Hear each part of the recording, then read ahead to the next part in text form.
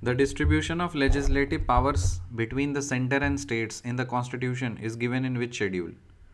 The distribution of legislative powers between the center and states in the Constitution is given in which schedule? 7th schedule. Legislative powers का जो distribution है कि कौन सा काम centre करेगा, कौन सा काम स्टेट करेगा, ये कॉन्स्टिट्यूशन के किस शेड्यूल में मेंशन है? 7th शेड्यूल में. 7th शेड्यूल में. The distribution of legislative powers between the center and the states in the Constitution is given in which schedule? 7th schedule. In which part of the Constitution legislative relations between the center and states are given? Centre और state के बीच का जो relation है ये कौन से part में mentioned है? पार्ट 11 में. एक और इसका एक याद रखो, एक और एक 11. एक और एक मिलकर के क्या बनते हैं? 11. मतलब साथ मिल रहा है, सेंटर और स्टेट मिलकर के 11 बनेंगे. तो पार्ट 11 में. ठीक है. और सेंटर और स्टेट्स आपस में डिस्ट्रीब्यूट करेंगे लेजिस्लेटिव पावर्स को. ये कौन से शेड्यूल में मेंशन है? सत्ते पे सत्ता. मूवी है ना, सत्ते पे सत्ता. 7 भाई रहते हैं, सब आपस में काम डिवाइड कर लेते हैं. तो कौन से शेड्यूल में मेंशन है? सत्ते पे सत्ता 7. और कौन से पार्ट में है? एक और एक 11. Which part of the constitution describes the financial relations between the centre and states? Legislative relations जो है वो है पार्ट 11 में. और पैसा का जो मामला है ना, फिनेंशियल रिलेशंस, ये कौन से पार्ट में है? ये पार्ट 12 में है. पैसा से रिलेटेड फिनेंशियल रिलेशंस जो है बिटवीन सेंटर एंड स्टेट्स, ये कौन से पार्ट में है? पार्ट 12 में है. ठीक है. लेजिस्लेटिव रिलेशंस कौन से पार्ट में है? पार्ट 11. और फिनेंशियल रिलेशंस कौन से पार्ट में है? पार्ट 12 में. Who is wasted with the residuary powers in the constitution? Residuary powers किसके पास है? रेसिडुअरी पावर्स पार्लियामेंट के पास है. कौन सा आर्टिकल? 248. रेसिडुअरी पावर्स कौन सा किसके पास है? रेसिडुअरी पावर्स जो है किसके पास है? 248 पार्लियामेंट के पास में, बाय आर्टिकल 248. रेसिडुअरी पावर्स किसके पास है? पार्लियामेंट के पास है. कौन सा आर्टिकल से? 248 से. According to article 268, a stamp duty on financial goods deals with the imposed by the union government but collected and appropriated by the state government. क्या ये बात सही है? हाँ, बिल्कुल सही है. क्या बोल रहा है कि आर्टिकल 268 के अकॉर्डिंग जो स्टैम्प ड्यूटी लगती है ना फाइनेंशियल गुड्स के ऊपर, वो कौन इम्पोज करेगा? वो यूनियन गवर्नमेंट इम्पोज करेगा. लेकिन कलेक्ट और अप्रोप्रिएट कौन करेगा? स्टेट गवर्नमेंट अप्रोप्रिएट करेगा. ठीक है. कौन कलेक्ट करेगा? स्टेट गवर्नमेंट कलेक्ट करेगा और अप्रोप्रिएट भी करेगा.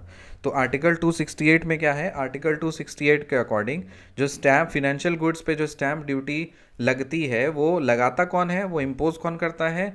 वो यूनियन गवर्नमेंट, सेंट्रल गवर्नमेंट करता है.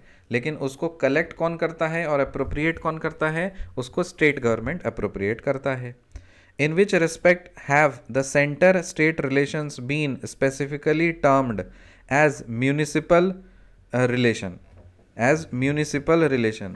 In which respect have the center-state relations been specifically termed as municipal relation? Center's control of the state in the planning process.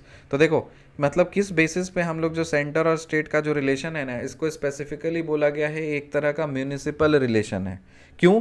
क्योंकि centre जो है ना, सेंटर का कंट्रोल रहता है स्टेट के ऊपर. प्लानिंग प्रोसेस में जो सेंटर का कंट्रोल रहता है किसके ऊपर? स्टेट के ऊपर. इसीलिए क्योंकि सेंटर का कंट्रोल रहता है स्टेट के ऊपर प्लानिंग प्रोसेस में, इसीलिए इस रेस्पेक्ट में हम लोग सेंटर स्टेट रिलेशंस को स्पेसिफिकली म्यूनिसिपल रिलेशन टर्म करते हैं. ठीक है. The distribution of legislative powers between the center and states in the Constitution is given in which schedule? 7th schedule. In which part of the Constitution legislative relations between the center and states are given? Part 11. In which part of the Constitution describes the financial relations between the center and states? Part 12. Who is vested with the residuary powers in the Constitution? Parliament. Article 248. According to Article 268, stamp duty on financial goods deals with the deals are imposed by the union government but collected and appropriated by the state government. क्या ये बात सही है? हाँ, बिल्कुल सही है. In which respect have the center-state relations been specifically termed as municipal relation? Center's control of the state in the planning process. Central's control of the state in the planning process. Which article provides that it shall be the duty of the union to protect every state against external aggression and internal disturbances? कौन सा article ये बताता है कि ये duty है, ये union का ड्यूटी है, मतलब सेंट्रल गवर्नमेंट का ये ड्यूटी है कि हर स्टेट को एक्सटर्नल एग्रेशन और इंटरनल डिस्टर्बेंसेस से बचाए।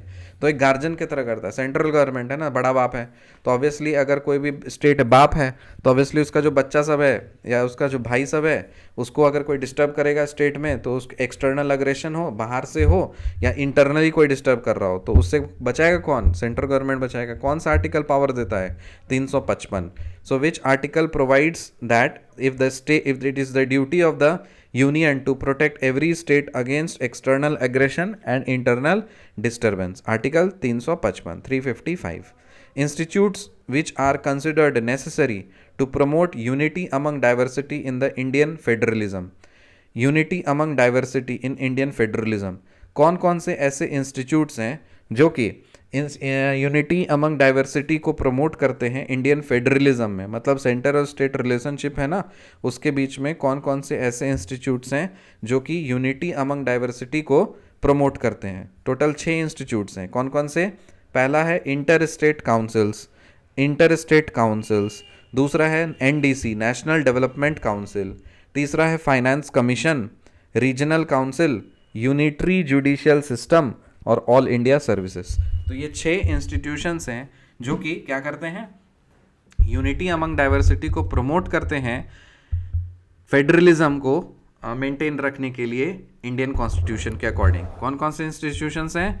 इंटर स्टेट काउंसिल, दूसरा है national development council, finance commission, regional council, unitary judicial system और ऑल इंडिया सर्विसेज।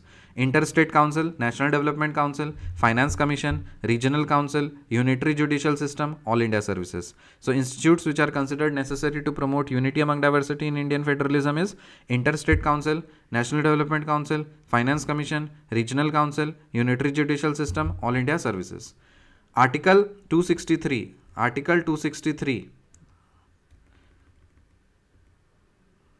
अरे तो बहुत ज़्यादा है, ऐसे याद कैसे होगा? छोटा छोटा याद करते हैं. अच्छा ठीक है, इतना ही तक रखते हैं. So the distribution of the legislative powers between the center and the states in the constitution is given in which schedule? 7th schedule. In which part of the constitution legislative relations between the center and the states are given? Part 11. Which part of the constitution describes the financial relations between the center and the states? Part 12. Who is vested with the residuary powers in the constitution? Parliament, Article 248. According to Article 268, stamp duty on the financial goods deals with the financial good deals are imposed by the union government but collected and appropriated by the state government. True. In which respect have the center-state relations been specifically termed as municipal relations? Center's control of the state in the planning process. Which article provides that it is the duty of the union to protect every state against external aggression, internal disturbance? Article 355. Institutes which are considered necessary to promote unity among diversity in the Indian federalism: interstate councils, National Development Council, Finance Commission, Regional Council, Unitary Judicial System और All India Services. मिलते हैं आपसे अगली video में, तब तक के लिए बाय.